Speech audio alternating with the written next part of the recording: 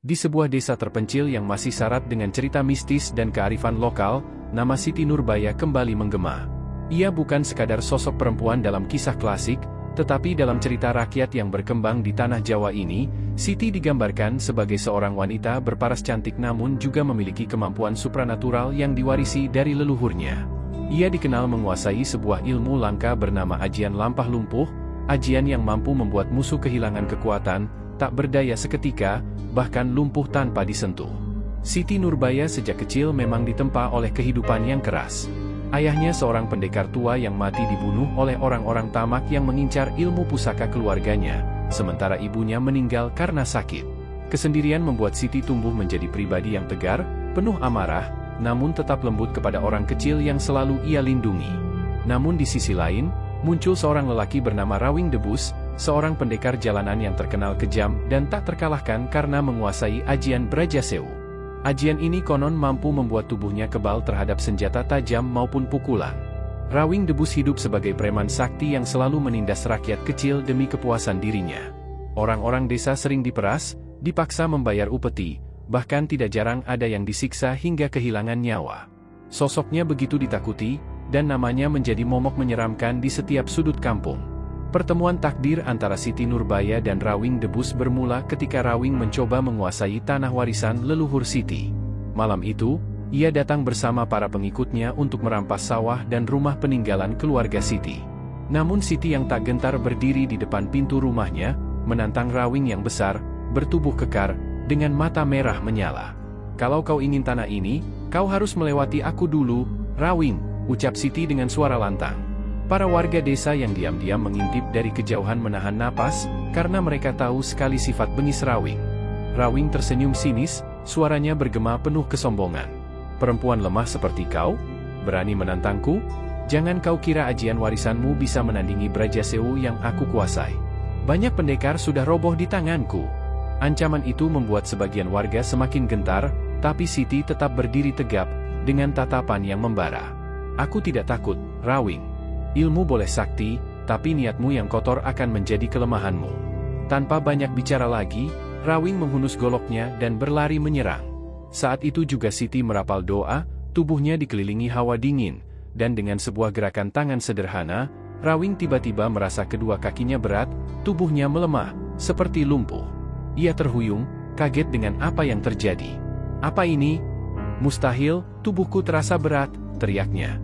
Warga desa bersorak dalam hati, menyaksikan bagaimana Rawing yang begitu ditakuti, untuk pertama kalinya terhenti oleh kekuatan seorang wanita yang selama ini mereka anggap hanya pendiam. Namun Rawing tak menyerah, ia menyalakan kekuatan ajian Brajasewu.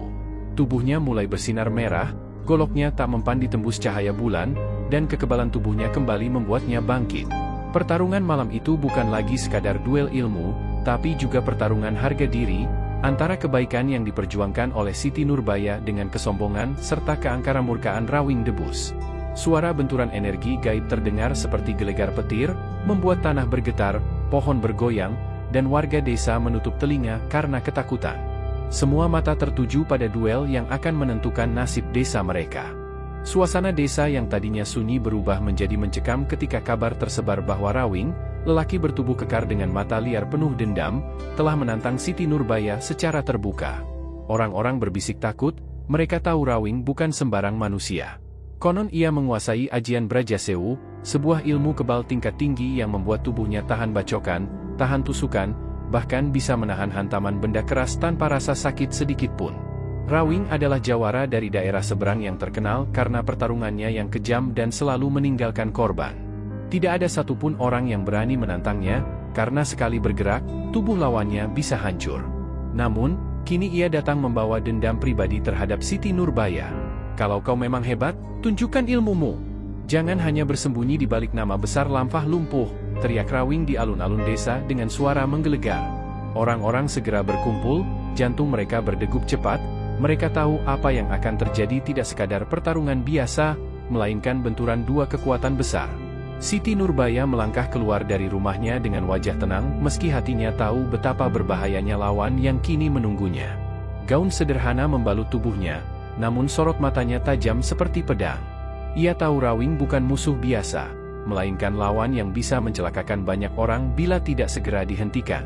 Dengan langkah mantap, ia berjalan melewati kerumunan warga yang hanya bisa menatap penuh kekhawatiran. "Rawing, aku tidak mencari permusuhan. Tapi jika kau memaksaku, aku tak akan mundur," ucapnya lirih namun tegas. Rawing hanya tertawa terbahak, suaranya menggelegar membuat burung-burung yang hinggap di pepohonan beterbangan ketakutan. "Perempuan sepertimu? Jangan bercanda. Ajian Brajasewu ini sudah mengalahkan banyak pendekar, bahkan lelaki-lelaki perkasa pun roboh di tanganku. Kau hanya akan jadi bahan tertawaan." Dengan sombong ia meremas batu besar di dekatnya, dan seketika batu itu hancur berkeping-keping di tangannya. Orang-orang terperangah, beberapa sampai mundur ketakutan. Namun Siti Nurbaya tetap berdiri tegak, kedua tangannya mulai mengeluarkan aura samar yang perlahan memancar seperti cahaya biru. Itulah tanda ia telah menyiapkan ajian lampah lumpuh, sebuah ilmu langka yang diwariskan gurunya. Ajian ini bukan sekadar membuat tubuh kebal atau kuat, tapi mampu melumpuhkan pergerakan lawan tanpa menyentuhnya, merusak aliran tenaga dalam hingga membuat musuh tak berdaya. Suara gemuruh mulai terdengar ketika keduanya saling berhadapan, seperti benturan petir yang siap menyambar. Pertarungan pun dimulai. Rawing melompat maju dengan kecepatan luar biasa, tangannya yang besar melayang menghantam tanah hingga debu berhamburan. Orang-orang menjerit ketika tanah yang dipukulnya pecah seperti dihantam palu raksasa. Siti Nurbaya menggerakkan jemarinya perlahan, dan tiba-tiba tubuh Rawing seakan tertahan, gerakannya melambat meski ia mencoba mengerahkan tenaga penuh. "Apa ini? Kenapa kakiku berat?" teriak Rawing dengan wajah terkejut. Siti Nurbaya menutup matanya sejenak, fokus pada inti energi lampah lumpuh. Namun Rawing tak tinggal diam, ia menggertakkan gigi, lalu mengaktifkan Brajasewu sepenuhnya. Aura merah menyelimuti tubuhnya, dan seketika tubuhnya kembali bebas bergerak. "Hahaha, ajianmu tidak ada apa-apanya dibandingkan Brajasewu." Dengan satu tendangan, ia menghantam tanah hingga getarannya menjalar seperti gempa kecil. Banyak warga yang terhuyung, bahkan ada anak kecil yang hampir terjatuh. Melihat itu, Siti Nurbaya segera mengalihkan serangannya, tangannya menari di udara membentuk pola tak kasat mata, dan seketika langkah Rawing kembali berat, seolah kedua kakinya menempel di tanah. "Kau boleh kebal terhadap senjata, Rawing. Tapi aku bukan menyerang tubuhmu, aku menyerang aliran tenaga yang menggerakkanmu," ucap Siti dengan suara lantang. Rawing meraung marah, matanya merah penuh amarah. Ia lalu merobek bajunya, menunjukkan tubuh penuh luka bekas perkelahian masa lalu yang kini telah menghitam karena efek Brajasewu. "Aku tidak butuh tenaga murni. Aku hidup dengan rasa sakit. Aku adalah Brajasewu itu sendiri." Teriakan itu membuat bulu kuduk warga merinding, namun Siti Nurbaya tetap fokus. Ia tahu pertarungan ini tidak hanya soal kekuatan, tapi juga tentang keberanian menjaga hati. Rawing melesat maju dengan tangan terkepal, siap memukul. Namun tepat sebelum tinjunya mengenai wajah Siti, tubuhnya tiba-tiba kaku. Tangannya berhenti di udara, otot-ototnya menegang, matanya membelalak. "Apa yang kau lakukan padaku?" jeritnya. Siti membuka mata perlahan, wajahnya memancarkan keteduhan meski tubuhnya sudah dipenuhi peluh. "Aku hanya melumpuhkan langkahmu, Rawing. Karena yang kau bawa adalah dendam, dan dendam tak akan pernah membawa kemenangan." Namun Rawing berusaha melawan, darah menetes dari mulutnya ketika ia memaksa memecahkan kuncian lampah lumpuh. Tubuhnya bergetar hebat, urat-urat di lehernya menegang, lalu dengan raungan keras ia berhasil memecah ikatan itu. Siti terhempas mundur, tubuhnya jatuh berguling. Warga berteriak histeris. Rawing berdiri tegak dengan tubuh penuh darah, namun matanya masih menyala penuh nafsu membunuh. "Ajianmu kuat, tapi aku takkan berhenti. Aku akan hancurkanmu di depan semua orang," teriaknya.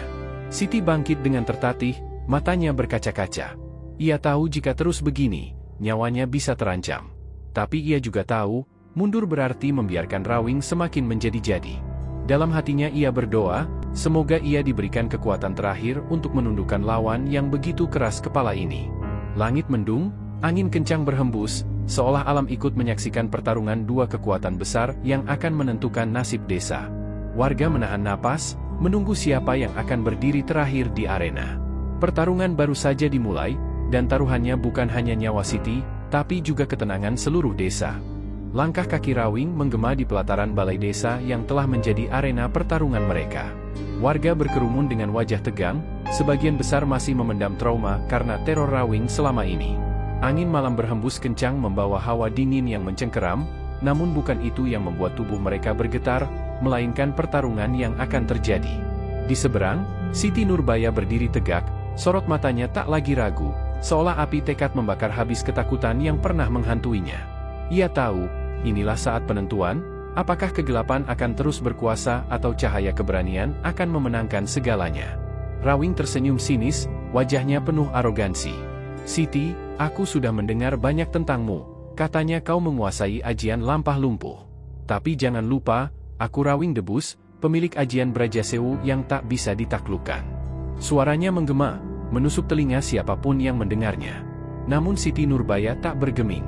Ia menarik napas dalam-dalam, menundukkan kepala sebentar, lalu mengangkatnya dengan tatapan penuh keyakinan. "Aku tak bertarung untuk diriku, Rawing. Aku bertarung untuk orang-orang yang sudah kau sakiti, untuk setiap tetes air mata mereka, dan untuk tanah ini yang sudah lama kau kotori dengan keserakahanmu." Sorakan kecil terdengar dari warga, sebagian mulai menaruh harapan padanya. Rawing yang geram langsung mengangkat tangannya, jurus Brajasewu dipanggilnya. Tubuhnya memancarkan cahaya merah menyala, seperti bara api yang membakar udara di sekitarnya. Angin berputar, dedaunan beterbangan, dan suara gemuruh menyerupai guntur terdengar.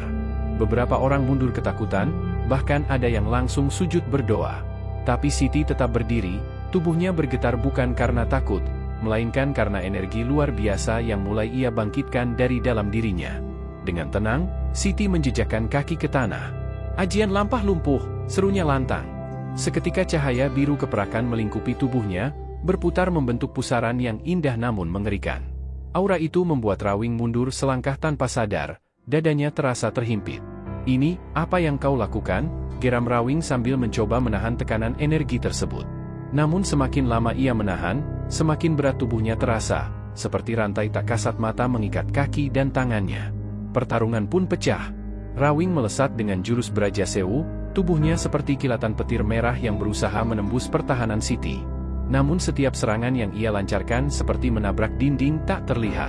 Tubuhnya terpental, jatuh, lalu bangkit lagi dengan geraman marah. "Mustahil! Ajian Brajasewu adalah ajian tertinggi, tak mungkin dikalahkan oleh perempuan sepertimu," teriaknya. Tapi Siti hanya tersenyum tipis. "Kekuatan bukan tentang siapa yang paling keras, Rawing. Kekuatan sejati adalah siapa yang paling tulus membela kebenaran." Siti kemudian menggerakkan tangannya pelan. Tubuh Rawing tiba-tiba membeku. Kakinya tak bisa digerakkan, tangannya terkulai, bahkan lidahnya terasa keluh. Ajian lampah lumpuh benar-benar bekerja sempurna. Rawing panik, matanya melotot, ia mencoba merapal mantra lain, tapi mulutnya hanya bisa bergetar tanpa suara. Keringat dingin mengucur deras di wajahnya. "Tidak, ini tidak mungkin, aku Rawing, penguasa desa ini, aku." Suaranya tercekat, terhenti oleh kekuatan yang mengekangnya. Warga desa yang menyaksikan adegan itu tak mampu menahan tangis haru. Mereka melihat dengan mata kepala sendiri bagaimana seorang gadis yang dulu diremehkan, kini berdiri gagah melumpuhkan orang yang selama ini menindas mereka. Suara teriakan, "Allahu Akbar," menggema dari kerumunan, tanda syukur bahwa doa mereka akhirnya dijawab. Anak-anak berlari ke depan, memeluk kaki orang tua mereka dengan senyum penuh harapan. Seorang nenek berteriak lirih, "Akhirnya, penderitaan kita berakhir." Namun Siti tak berhenti di situ. Ia mendekati Rawing yang kini hanya bisa berdiri kaku tanpa daya. Tatapannya tajam, tapi bukan penuh kebencian, melainkan penuh belas kasih. "Rawing, kau sudah cukup membuat banyak orang menderita. Tapi aku bukan pembunuh. Aku hanya ingin kau belajar bahwa kesombongan tak akan pernah mengalahkan ketulusan hati." Ucapannya seperti pedang yang menusuk langsung ke relung jiwa Rawing. Wajah laki-laki itu perlahan berubah, matanya memerah, suaranya tercekat di tenggorokan. Untuk pertama kalinya dalam hidupnya, Rawing merasakan yang namanya ketakutan bercampur penyesalan. Siti lalu melepaskan ajian lampah lumpuh perlahan. Tubuh Rawing jatuh berlutut, napasnya terengah-engah. Ia menunduk, untuk pertama kalinya kepala sombongnya merendah di depan orang lain. Aku salah, aku buta oleh nafsu kekuasaan," bisiknya serak. Warga menatapnya dengan tatapan campur aduk, ada yang marah, ada yang lega, ada pula yang hanya bisa menangis. Siti kemudian mengangkat tangannya ke langit, berdoa lirih. "Ya Allah, jadikanlah kejadian ini pelajaran bagi kami semua, bahwa kesombongan hanya akan membawa kehancuran, dan kerendahan hati adalah jalan menuju kemenangan." Angin berhembus lembut, seolah semesta ikut menenangkan hati semua orang di sana. Malam itu, sejarah baru tercipta. Rawing tak lagi menjadi sosok menakutkan, ia menjadi manusia biasa yang belajar dari kejatuhannya. Sementara Siti Nurbaya, gadis yang dulu diremehkan, kini menjadi simbol harapan dan keberanian. Warga bersorak memanggil namanya, sebagian bahkan bersujud syukur. Air mata Siti mengalir, bukan karena sedih, melainkan lega bahwa perjuangannya tak sia-sia. Pertarungan antara Ajian Lampah Lumpuh dan Brajasewu berakhir bukan dengan kematian, melainkan dengan pelajaran berharga. Bahwa dalam hidup, bukan siapa yang paling kuat atau sakti yang akan menang, tapi siapa yang tulus berjuang untuk kebenaran. Dan sejak malam itu, nama Siti Nurbaya tak lagi hanya dikenal sebagai gadis biasa, melainkan sebagai pahlawan desa yang keberaniannya takkan pernah dilupakan.